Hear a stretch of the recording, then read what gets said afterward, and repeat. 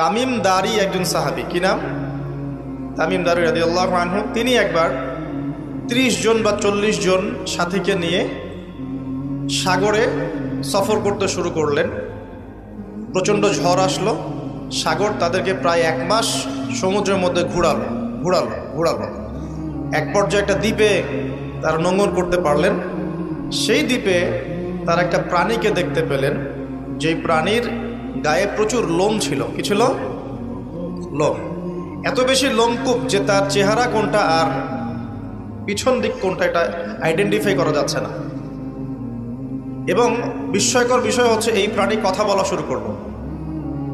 তারা বলল, তোমরা কারা? তারা বলল, আমরা আরব থেকে এসেছি। এরকম কিছু কনভারসেশন হলো।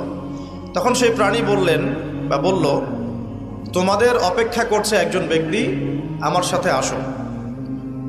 তখন এই 30 জন বা 40 জন সাহাবী তারা তামিম দারির সাথে গেলেন। সাহাবী বলছে এই অর্থে যে তারা পরবর্তীতে মুসলিম হয়েছিলেন, এই ঘটনার পরে তারা মুসলিম হয়েছিলেন, আলহামদুলিল্লাহ। তো তারা গিয়ে দেখলেন শেকল দিয়ে একজন ব্যক্তিকে বাঁধা আছে, যেই ব্যক্তি খুবই শক্তিশালী, তাকে শেকল দিয়ে বেঁধে রাখা হয়েছে। এবং সেই ব্যক্তি তাদেরকে জিজ্ঞাসা করছিল, তোমরা কোত্থেকে এসেছো? তামিম দারি রাদিয়াল্লাহু আনহু তিনি বলছেন, আমরা মক্কা থেকে এসেছি, মদিনা মক্কা থেকে এসেছি। কি উদ্দেশ্যে? এই উদ্দেশ্যে, তোমাদের সেখানে একজন ব্যক্তি আছে মুহাম্মদ, তার কি খবর? তামিম দারি রাদিয়াল্লাহু আনহু বলছেন, তার খবর হচ্ছে বালতির মতো। কিসের মতো? বালতির মতো। কখনো তিনি বিজয় লাভ করছেন, কখনো আবার মুশরিকরা বিজয় লাভ করছে। মানে বদরের যুদ্ধে তিনি জয়লাভ করেছেন, উহুদের যুদ্ধে আবার মুশরিকরা মুসলিমদেরকে বিপর্যয়ের সম্মুখীন করেছেন। জিজ্ঞাসা করলেন, তাবারিয়া হ্রদ চেনো? তিনি বলছেন, হ্যাঁ চিনি। তাবারিয়া হ্রদে কি পানি আছে? তামিম দারি রাদিয়াল্লাহু আনহু বলছেন, হ্যাঁ পানি আছে। এই ব্যক্তি তখন বলছে, অতি শীঘ্রই সেখানে কোনো পানি থাকবে না। আবার প্রশ্ন করছেন, বাইসানের খেজুর গাছের নাম শুনেছ? তামিম দারি বলছেন, শুনেছে। সেখানে কি খেজুর আছে? তামিম দারি বলছেন, প্রচুর খেজুর আছে। এই ব্যক্তি বলছে যে অতি সত্বর সেখানে কোনো খেজুর থাকবে না। এরকম কিছু কথা বলার পরে তামিম দারি তাকে জিজ্ঞাসা করলেন, আপনি কে? এত প্রশ্ন জিজ্ঞাসা করছেন, তুমি কে? তোমার পরিচয় দাও। তখন এই ব্যক্তি বলছিলেন, আমার পরিচয় তোমরা খুব শীঘ্রই জানতে পারবে। অতি শীঘ্রই আমি এই শেকল থেকে মুক্ত হব এবং পুরো পৃথিবীতে আমি 40 দিন রাজত্ব করব। কতদিন? 40 দিন। তবে মক্কা এবং মদিনায় আমি প্রবেশ করতে পারবো না, কারণ সেখানে প্রবেশ করতে ধরলেই দেখা যাবে আল্লাহর ফেরেশতারা খোলা তরবারি হাতে মক্কা মদিনা পাহারা দিচ্ছে। তবে আমি আমার পরিচয় জানিয়ে দিচ্ছি, আমি হচ্ছি তামিম দারি রাদিয়াল্লাহু আনহু। তিনি এসে এই ঘটনা নবী সাল্লাল্লাহু আলাইহি ওয়াসাল্লামকে বললেন। বলার পরে নবী সাল্লাল্লাহু আলাইহি ওয়াসাল্লাম তার চেহারাটা উজ্জ্বল হয়ে উঠল। তিনি মিম্বরে দাঁড়িয়ে বললেন, আমি কি তোমাদেরকে বলিনি এইরকম একটা সত্তার কথা, এমন একটা ভয়ঙ্কর ফিতনার কথা? সাহাবীরা বললেন, হ্যাঁ আপনি বলেছিলেন। তামিম দারি আজকে সেটাই দেখে এসেছে, তোমাদেরকে সেই ঘটনা সে ব্যক্ত করছে। এখান থেকে আমরা বুঝতে পারলাম যে একটা দ্বীপের মধ্যে বন্দী ছিল বা আছে, হয় ছিল বা আছে। এখন ছিল না এখনো আছে, এর উত্তর খুঁজতে হলে একটা হাদিস দেখতে হবে। এটা কোন হাদিস? সহিহ মুসলিমের। নবী সাল্লাল্লাহু আলাইহি ওয়াসাল্লাম মদিনায় বসবাস করছেন, মক্কা থেকে হিজরত করে মদিনা এসেছেন। মদিনায় মাশাআল্লাহ তিনি ইসলামিক রাষ্ট্র প্রতিষ্ঠা করেছেন। বদরের যুদ্ধ হয়েছে, উহুদের যুদ্ধ হয়েছে, খন্দকের যুদ্ধ হয়েছে। ইসলামের একটা পুরো খিলাফা স্টেট যেটা আমরা বলি সেটা কায়েম হয়েছে। এর মধ্যে খবর এলো এক মায়ের একটা সন্তান হয়েছে, এই সন্তানটার সাথে যে আলামত এগুলো মিলে যাচ্ছে। ঠিক আছে, এই সন্তানের নাম হচ্ছে ইবনে সাইয়্যেদ। কি নাম? ইবনে সাইয়্যেদ। তো নবী সাল্লাল্লাহু আলাইহি ওয়াসাল্লাম ওমর রাদিয়াল্লাহু আনহু এবং অন্যান্য সাহাবীদের কিনে ইনভেস্টিগেট করতে গেলেন। ইনভেস্টিগেট করতে গিয়ে তাকে ডাকলেন, ইবনে সাইয়্যেদকে ডেকে বললেন, তার চুলগুলো কোঁকড়ানো ছিল চুলের মতোই, চোখের মধ্যে একটু সমস্যা ছিল, কারণ আমরা জানি ডান চোখে একটু সমস্যা থাকবে। আঙ্গুর কালার দেখেছেন? আঙ্গুর, চোখটা অনেকটা আঙ্গুরের মতো হবে, ফোলা। ইবনে সাইয়্যেদের কাঠামোটা মিলে যাচ্ছিল। নবী সাল্লাল্লাহু আলাইহি ওয়াসাল্লাম তাকে ডেকে বললেন, তুমি কি দেখো? ইবনে সাইয়্যিদ বলছে আমি আরশ দেখি। কি দেখি? আরশ বোঝেন তো? আচ্ছা, এখানে আরশের কথা যেহেতু এসেই গেছে, একটা কথা বলে দেই যে নবী সাল্লাল্লাহু আলাইহি ওয়াসাল্লাম একটা হাদিসে বলেছেন, কিতাবুত তাওহীদ গ্রন্থের মধ্যে আছে, আমরা যে পৃথিবীতে বসবাস করছি, এই পৃথিবী থেকে প্রথম আসমান মানে পুরো মহাবিশ্ব এর দূরত্ব হচ্ছে 500 বছরের রাস্তা। কত বছর? এভাবে দ্বিতীয় আসমান থেকে তৃতীয় আসমানের ডিস্টেন্স 500 বছরের পথ। কত বছর? এভাবে চতুর্থ, পঞ্চম, ষষ্ঠ, সপ্তম এই 7 আসমানের প্রত্যেক আসমানের ডিস্টেন্স হচ্ছে 500 বছরের রাস্তা।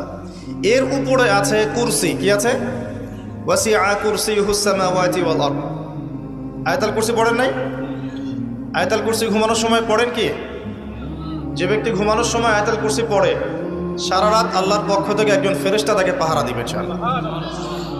কিন্তু এই কথা নাসা বিশ্বাস করবে না, এই কথা বিজ্ঞান বিশ্বাস করবে না, কারণ তাকে চোখে দেখা যায় না। তাদের একটা জ্ঞানতাত্ত্বিক দর্শন আছে, যেটা আমরা ইউনিভার্সিটিতে পড়ে আসছি দীর্ঘদিন। সেটা হলো, যা চাক্ষুষ দেখা যায় না এগুলোতে বিশ্বাস করতে নাই।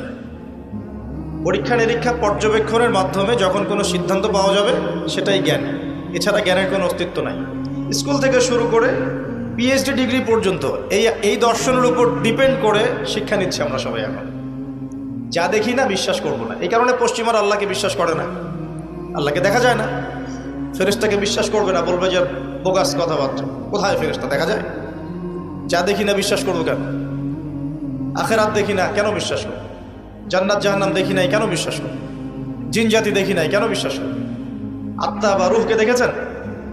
রুহ বা আত্মা যেটা নিয়ে চলাফেরা করছেন দেখেছেন? কেন বিশ্বাস? কবরের আযাব কেন বিশ্বাস করব? এই কারণে তাদের দর্শন যেহেতু প্রোটেস্ট্যান্ট ভার্সনের জ্ঞানে বিশ্বাস করে, চাক্ষুষ দর্শন যেটা সেটাই জ্ঞান, এর বাইরে জ্ঞানের কোনো অস্তিত্ব আছে এটা বিশ্বাস করে না। এই কারণেই তারা ইমানের 6 পিলারের কোনো পিলারই বিশ্বাস করে না। আর ইমানের 6 পিলারই কিন্তু গায়েব। গায়েব না?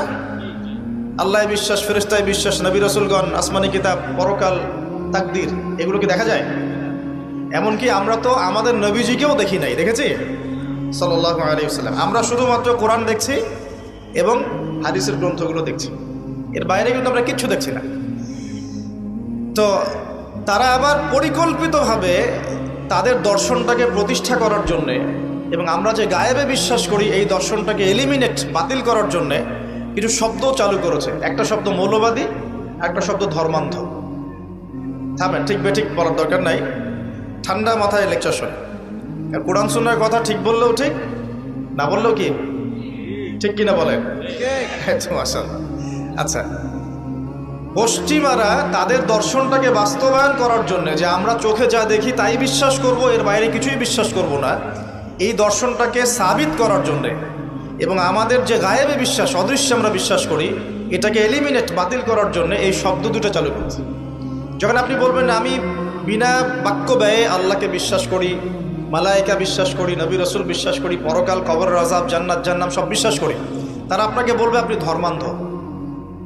কারণ আপনি অন্ধভাবে বিশ্বাস করছেন। তো আপনি অন্ধভাবেই বিশ্বাস করছেন। তো আপনি কি প্রমাণ করতে পারবেন জিন জাতির অস্তিত্ব? আপনি কি ল্যাবরেটরিতে বসে বসে, আমরা যে ফিজিক্স, কেমিস্ট্রি, বায়োলজির ল্যাবরেটরিতে করেছি না প্র্যাকটিক্যাল, এই প্র্যাকটিক্যাল কাজগুলোর মধ্য দিয়ে কি আপনি আত্মার অস্তিত্ব প্রমাণ করতে পারবেন নাকি? যারা হার্ট স্ট্রোক করে মারা যাচ্ছে, হচ্ছে না, আমরা কি বলছি? হৃদযন্ত্রের ক্রিয়া বন্ধ হয়ে মারা গেছে, ইন্না লিল্লাহি ওয়া ইন্না ইলাইহি রাজিউন, মাইকিং করে বেড়াচ্ছে, তাই না? হৃদযন্ত্রের ক্রিয়াটা বন্ধ হলো কিভাবে? এর ভিতরে কিছু একটা তো ছিল যেটা এখন নাই। একটা ডেড বডির মধ্যে কিছু একটা নাই যেটা একজন জীবিত মানুষের দেহের মধ্যে আছে।